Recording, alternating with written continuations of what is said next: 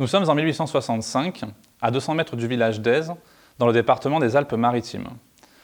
Alors que M. César-Marie Figueira, maire de la commune, effectue des travaux sur son terrain, il découvre des objets, dont 3 patères en argent.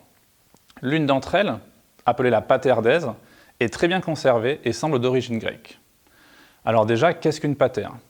C'est un ustensile en forme de coupe évasée, qui peut avoir un manche ou pas. C'est un objet qu'on utilise au quotidien pour le service du vin, par exemple, mais aussi et surtout lors de rituels religieux, afin d'offrir des libations aux dieux. Alors la libation, c'est un rituel très courant durant l'Antiquité, qui consiste à verser quelques gouttes d'un liquide en offrande.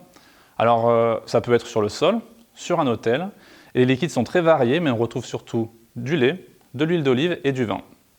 Alors en ce qui concerne la patère d'Èze, elle mesure 20,6 cm de diamètre pour un poids d'environ 394 grammes. Son centre, peu profond, est occupé par un bossage rond, entouré de cercles concentriques et orné de motifs végétaux.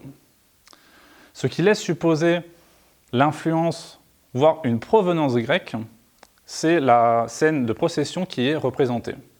En effet, on distingue 5 chars, chacun tiré par 4 chevaux et conduit par une victoire ailée. Tous transportent un héros ou un dieu, parmi lesquels Athéna, déesse de la sagesse, que l'on reconnaît grâce à son casque et à son bouclier, Arès, dieu de la guerre, barbu lui aussi avec un bouclier, Hermès, dieu des voyageurs, messager parmi les siens, avec son caducée, et enfin Dionysos, dieu du vin, avec son thyrse. Enfin, un dernier personnage est présent, le héros vainqueur des 12 travaux, Héraclès, que l'on reconnaît grâce à sa barbe et à sa massue. Sa présence laisse supposer qu'on est ici face à son apothéose, c'est-à-dire le moment où il est élevé au rang de dieu. En raison du contexte de sa découverte, sa provenance ainsi que sa datation sont incertaines.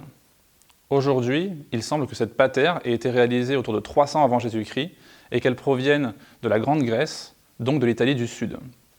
Mais tout cela, à l'époque, M. Figueira l'ignore. C'est pourquoi il vend les objets qui passent de main en main pour finir en 1891 dans les collections du British Museum. L'objet y est encore aujourd'hui conservé et celle que vous pouvez admirer au musée archéologique de Nice-Cimiez est une copie réalisée en 1977. Très soigneusement ouvragée, elle permet aux visiteurs d'admirer à la fois la richesse du décor ainsi que la finesse du travail de certains ateliers antiques.